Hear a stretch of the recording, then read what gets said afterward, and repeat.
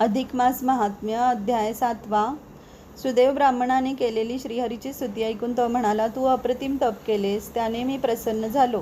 तर तुझी काय इच्छा असेल ते माग, मी तुझे सर्व मनोरथ पुरवीन. त्यावर सुदेव म्हणाला, मला एक सत्पुत्र दे. तेव्हा श्रीहरी त्याला म्हणाला, अरे वत्सा, पुत्राशिवाय इतर काहीही माग, तुझ्या नशिबात 7 जन्मात पुत्रसुख नाही. ते ऐकून सुदेव मूर्छित होऊन धरणीवर कोसळला. त्याची अवस्था पाहून गौतमी त्याला धीर देऊ लागली. नशिबात असेल तेच होईल, त्याला परमेश्वर तरी काय करणार. तरी दैवावर भरवसा ठेवा, हरीचे प्रयोजनच काय.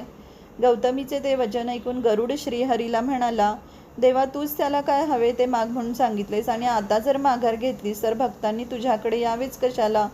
तू जर भक्तांची अशी उपेक्षा करशील तर तुझी जगात अपकीर्ती होईल.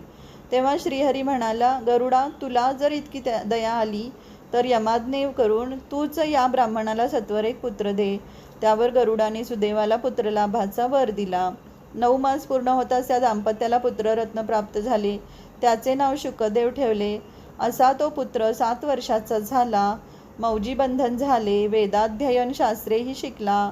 एकदा त्याच्या घरी देवल मुनी आला. सर्वांनी त्याला वंदन केले. मुनी सहज म्हणाले, बघूया तुझ्या हातावर काय आहे. हात पाहून मुनी सुदेवाला म्हणाला, हा तुझा पुत्र गुणवान आहे, सौभाग्याचा सागर आहे, परंतु एकच दोष, याचे आयुष्य अल्प आहे. हे ऐकून सुदेव मूर्छित पडला. पत्नीने खूप समजाविले. अशी कथा वाल्मिकी मुनी राजाला सांगते झाले. गोविंदा गोविंदा.